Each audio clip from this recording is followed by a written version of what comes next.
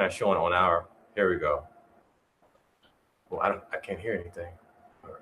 What's up, my PBM family? What's up? Another episode of Old School Cops presented by Police Brutality Matters, PBM. You got your three-man squad today. We're the most highly trained, highly dedicated, and we have receipts to actually support what we say. We're from the community, and we came back to police the community. From street enforcement to detective to sergeant to undercover to federal task force to state, local, and the Supreme Court cases. We've all been a part of it, and we're here to give our assessments based on our experience. Now, you send us the video, we'll give you an unbiased assessment. In this particular video, what we see here is a training instructor. He's given a class on firearm, and he didn't clear the weapon. The number one thing that we're told when we start talking about firearms is safety. Safety, clear, especially in this type of setting, a classroom. Normally, we would take the mag out, we would rack it, slide it back, look it, hand it over to our partner. He would clear, then he give it back, then you give a demonstration. Evidently, the safety measures that he used was, or the lack of it, was bad because he still had a round in the chamber and he shot a recruit in the chest and killed him.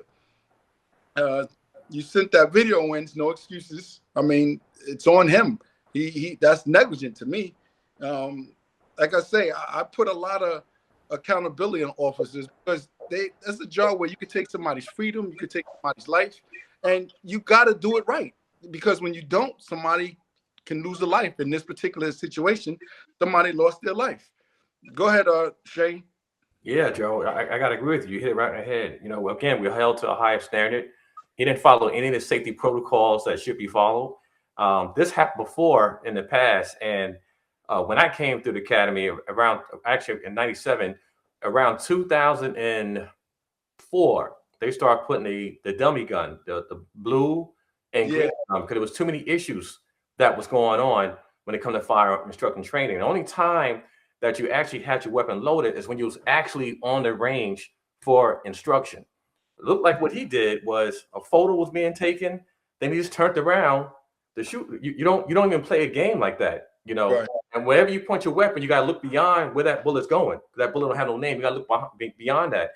He didn't do any of that. So I'm really confused on what he did. I won't even say it was a lack of judgment. It was like no experience. That's something that you just don't do.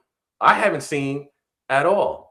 So again, we got to give this guy an F. We know that he went to jail for first of all, it's going to be murder 1, but then it turned to involuntary manslaughter. And then I think he got about 3 years for that. But that's something you never do. You never point a weapon of any cadet, any trainee, any officer, ever point your weapon at anyone. It's again, Joe, I got to agree with you, it was egregious. Yeah, go ahead, Tom. No, I mean, you guys hit the nail right on the head. If it's an F all around, well, I remember back when we trained, there was no such real or live weapons at all in training. We had the foam weapons, we had the metal weapons, and we had the hard plastic weapons. All fake, but you did scenarios with those. A lot of those were like gun retention up close and stuff like that. And I mean, yeah, there's no excuse for this type of situation, this type of occurrence. A weapon, he has a live weapon on him. I just don't understand. And even if you have a regular weapon or a dummy weapon which shoots blanks, that still has to be cleared by multiple people. And we've never used those. We haven't. And it's crazy because we've had those metal guns and, you know, someone is pointing the gun at you. This is a training exercise and you're going to try and take the gun from the individual. And so many of us got hit in the head with those metal guns and you have bruises, but you got the training. You got the training, you know? So yeah, this is an F all around. I you know, you feel so bad for the family of that individual.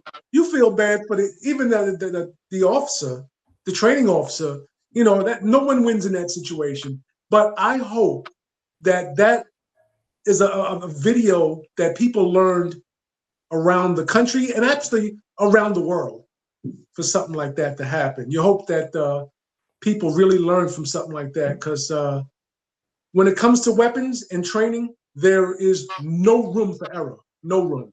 No, not at all. Thanks, man. I appreciate it. Any comments from our supporters? I see we got Jacqueline. Will, what was it? 123.